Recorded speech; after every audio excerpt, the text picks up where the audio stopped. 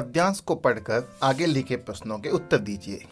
पद्यांश है, जैसे बहन दा कहती हैं, ऐसे किसी बंगले के किसी तरु अशोक पर कोई चिड़िया कुहकी, चलती सड़क के किनारे लाल बजरी पर चुरमुराए पांव तले, ऊंचे तरुवर से गिरे बड़े बड़े पेराए पत्ते, कोई 6 बजे सुबह जैसे गर्म पानी से नहाई हो, खिली हुई हवा आई, फिरकी सी आई, चली गई। ऐसे फुटपाथ पर चलते चलते चलते कल मैंने जाना कि वसंत आया। और ये कैलेंडर से मालूम था, अमुक दिन अमुक वार मदन महीने की होवेगी पंचमी। दफ्तर में छुट्टी थी, यह था प्रमाण, और कविताएं पढ़ते रहने से ये पता था कि दहर दहर दहकेंगे, कहीं ढाक के जंगल आम बोर आवेंगे। ये पद्यांश दिया हुआ है। इस पद्यांश में से हमें परीक्षा में प्रश्न पूछे जाते हैं, चाहे रीट की हो, चाहे पटवार की हो, चाहे एसआई की हो, या कोई भी प्रतियोगी परीक्षाएं हो। उसमें हिंदी के जहां सवाल आते हैं उसमें एक गद्यांश और पद्यांश अवश्य आता है। तो यहां पर पहला काम हमारा होगा, इस पद्यांश को एक बार पढ़ करके उसमें क्या भाव हैं उन भाव को हम पहचानें।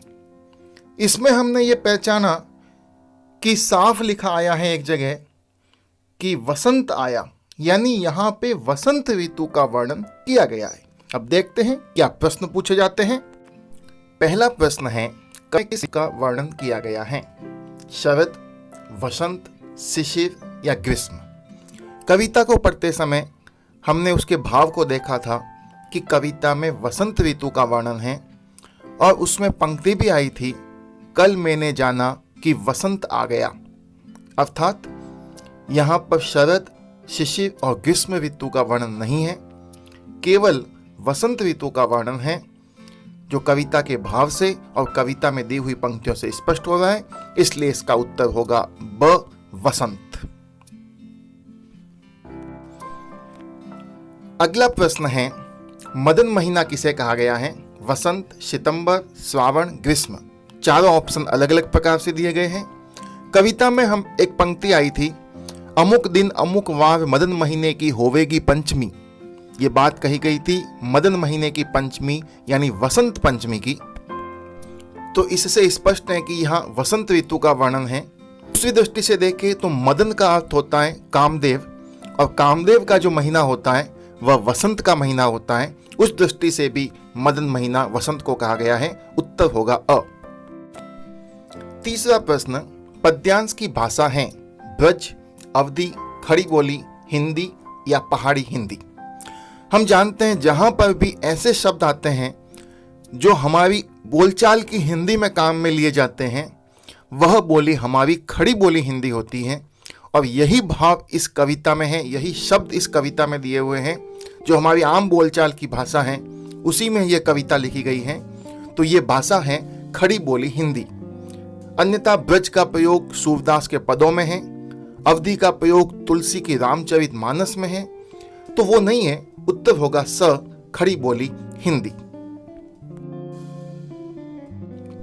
अगला प्रश्न अलंकार से संबंधित, खिली हुई हवा आई, फिरकी सी आई, चली गई। पंक्ति में अलंकार है पुनरुक्ति प्रकाश, यमक, श्लेष या मानवीकरण। हम देख रहे हैं यहाँ पर 2 प्रकार के अलंकार साफ दिख रहे हैं यहाँ पे। एक तो फिरकी सी चली आई, यानी जहां पर सा, सी, से, सम, सरिस वाचक शब्दों का प्रयोग हो वहां उपमा अलंकार होता है। यहां उपमा है नहीं ऑप्शन में। दूसरा है खिली हुई हवा आई, हवा अमानवीय वस्तु है, उस पर मानवीय भावनाओं का आरोप किया गया है, यानी हवा का आना, चला जाना। तो ऐसी स्थिति में मानवीकरण अलंकार होता है। तो उत्तर होगा द, मानवीकरण अलंकार। पुनरुक्ति प्रकाश में एक ही शब्द 2 या अधिक बार आता है, हर बार एक जैसा अर्थ होता है। यमक में 2 या अधिक शब्द एक जैसे होते हैं लेकिन सभी का अर्थ अलग अलग होता है। श्लेष में एक ही शब्द के अनेक अर्थ निकलते हैं। तो ये तीनों स्थितियां यहाँ नहीं है। यहाँ है मानवीकरण, जहाँ अमानवीय वस्तु पर मानवीय भावना का आरोप किया गया है, द, मानवीकरण। अगला प्रश्न है हमारा, कि दहर दहर दहकेंगे कहीं ढाक के जंगल, पंक्ति में अलंकार नहीं है, नहीं है, ये ध्यान रखना। कई बार हमसे गलती हो जाती है, हम नहीं को नहीं पढ़ते हैं और पहचान लेते हैं, हाँ पहला देख लिया सही है, वाह, तो ये नहीं करना है हमें। दहर दहर एक ही शब्द दो बार आया है, दोनों बार एक ही अर्थ है, और ऐसी स्थिति में पुनरुक्ति प्रकाश अलंकार होता है, तो यह पुनरुक्ति प्रकाश अलंकार है। दूसरा अनुप्रास, the the the, Dahar Dahar दहकेंगे, 3 bar the वर्ण की पुनरावृत्ति हुई है, तो जहां एक ही वर्ण बार बार आए वह अनुप्रास अलंकार होता है, तो अनुप्रास भी है, पुनरुक्ति प्रकाश भी है। यमक अलंकार वहां होता है जब कोई शब्द 2 या 2 से अधिक बार आए और हर बार उसका अर्थ अलग अलग हो। 2 बार तो आया है दहर दहर, लेकिन इनका अर्थ अलग अलग नहीं है, इसलिए यहां पर यमक अलंकार नहीं है, तो उत्तर होगा स यमक अलंकार। अगला प्रश्न, पद्यांश में वसंत ऋतु की पहचान नहीं बताई गई है। नहीं, ढाक पर लाल पुष्प आना ये पहचान है। पंक्ति आई थी दहर दहर दहकेंगे कहीं ढाक के जंगल, दहकना यानी जलना आग की तरह, क्योंकि उस पे लाल फूल आते हैं जो जंगल में आग की तरह लगते हैं। कार्यालय में अवकाश रहना, दफ्तर में छुट्टी थी ये था प्रमाण, यानी कार्यालय में अवकाश है। सुबह गर्म पानी से नहाना, ये पंक्ति देखे हम, कोई 6 बजे जैसे गर्म पानी से नहाई हो, खिली हुई हवा आई, तो ये गर्म पानी से नहाना हवा के लिए प्रयुक्त हुआ है, न कि वसंत ऋतु के लिए, तो ये उत्तर इसका हो सकता है।